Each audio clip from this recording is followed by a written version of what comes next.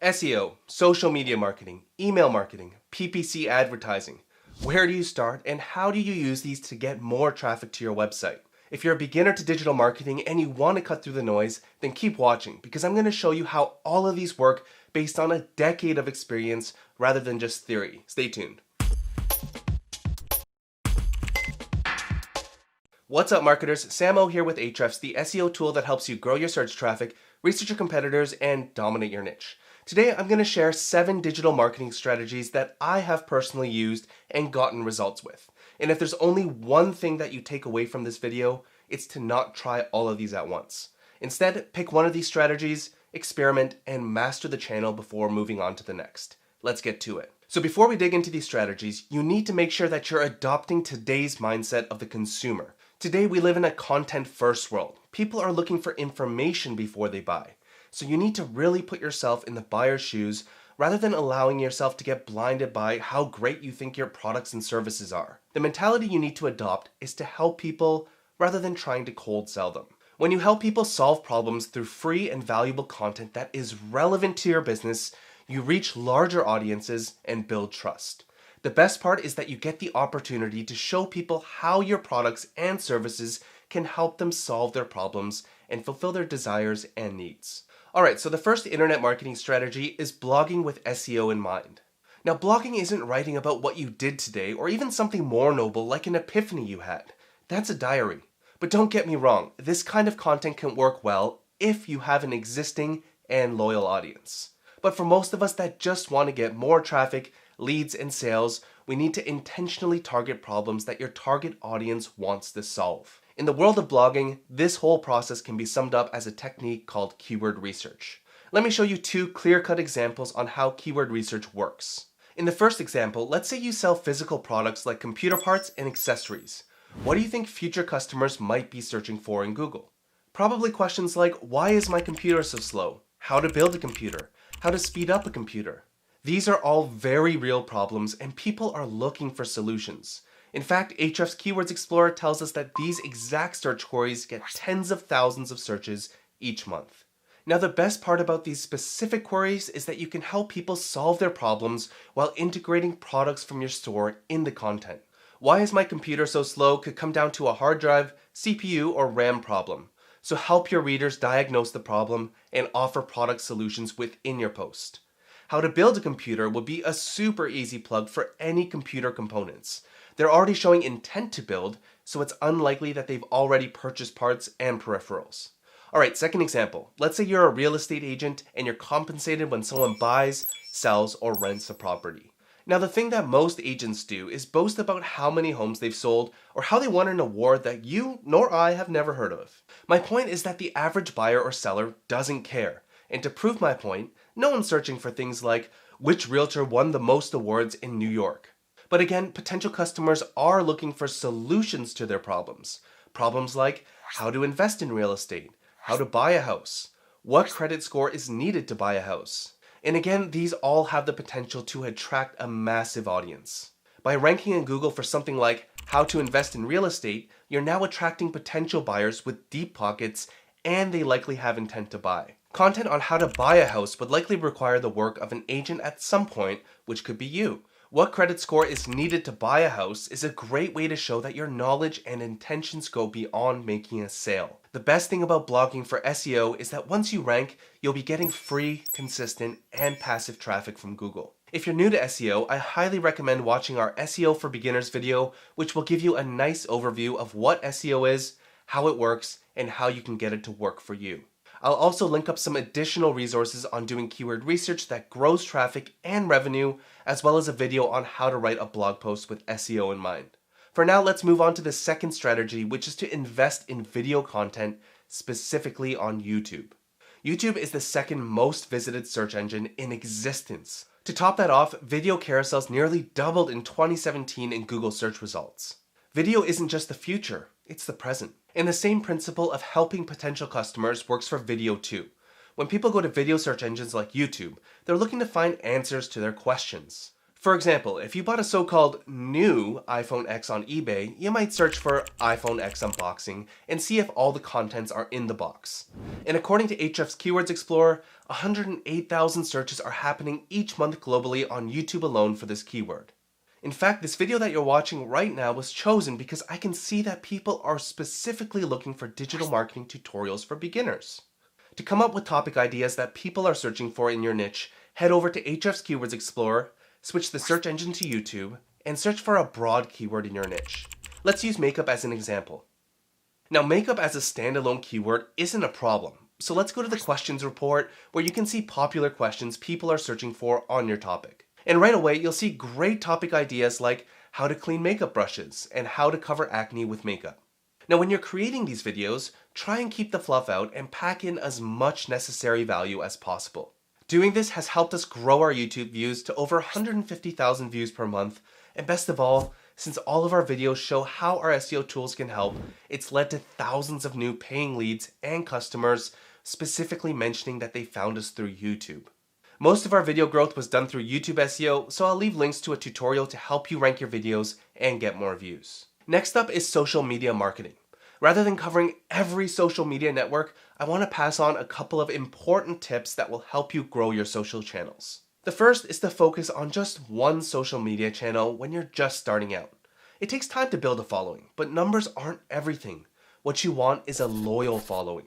When you dip your toes into every possible social media network out there, your attention gets divided and the results get diluted. So which social media marketing channel do you choose? That leads us into the second tip, which is to go where your target audience is and cater to the platform. If you have to choose just one social network, it's not about choosing the one with the most active users. It's all about understanding the audience that's there and if you can serve the reason for them being there. You really need to think about why someone is logging in to the specific social media network. For example, people usually go to YouTube to learn how to do something or to be entertained. But Facebook is different. Think about it. Have you ever logged onto Facebook hoping that you would see an unboxing tutorial? Or better yet, have you ever opened your Facebook app hoping you would find a limited time offer that's 97% off only for the next 37 minutes? Probably not. People don't check Facebook with credit card in hand. People like and share things that are helpful, interesting, shocking, or funny.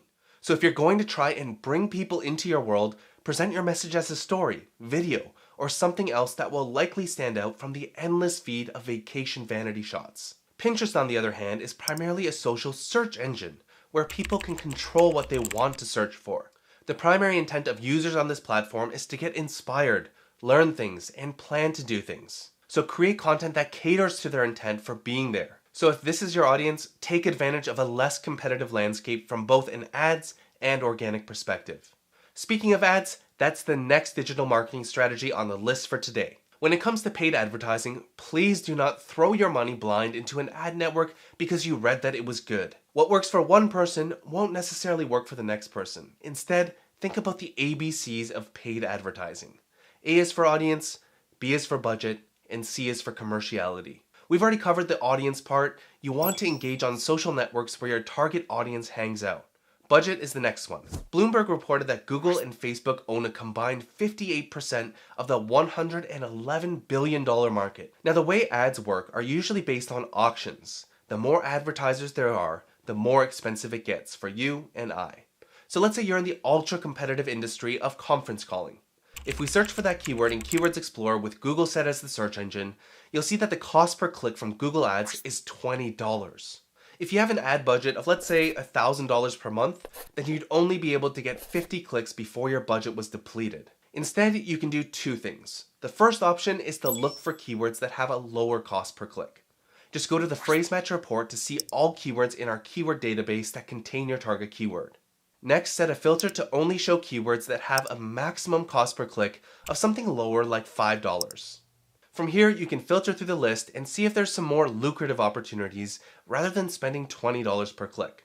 This one for a conference call app might be a good one since it's a quarter of the price. Another benefit is that the reason behind the searcher's query is more clear. Someone searching for this is clearly looking for an app that does conference calls, whereas someone searching for just conference call could be looking for many different things. The second thing you can do is experiment with less popular ad platforms where your target audience might be. Finally is commerciality. Now, all major ad platforms are able to bring ROI for their advertisers. Otherwise, they wouldn't exist. But you have to find a way to bridge the gap between the intent of the platform and how you monetize your products. And the solution, it's going to be content. For example, let's say you sell boutique furniture and think that Pinterest will be a good platform to run some ads. In my opinion, it wouldn't be a good idea to advertise a bunch of links to high-end furniture like couches and dining tables. Instead, blog posts could work really well here since people log on to Pinterest mainly to get inspired and learn new things. Here's what that bridge might look like. Pinterest ads would be the discovery tool. You pay them money and they'll show your pin. The bridge would then be a helpful blog post on, let's say, 11 interior design tips for your living room that won't break the bank. And within that content, you could showcase your products where it supports the tip you're speaking of. Nail the ABCs of paid ads and increase your chances of actually converting your hard-earned dollars into ROI. Next up is one of my favorites, and that's podcasts. Now, there are two ways to look at podcasts. First is to create your own, and the second is to be interviewed on someone else's podcasts. Creating your own podcast can be great for brand and building an audience. But if you're just starting out, it can take quite a bit of time to get any sort of traction. Getting interviewed on podcasts is a different story. Podcasters are always looking for interesting people to interview. Even if you don't have a ton of experience in the online world, your offline experiences and expertise could be a great way to land yourself a position on a popular podcast. Now, if you don't know which podcast you should approach, an easy way to find opportunities is to look at your favorite podcasts and find someone in your industry that has been interviewed.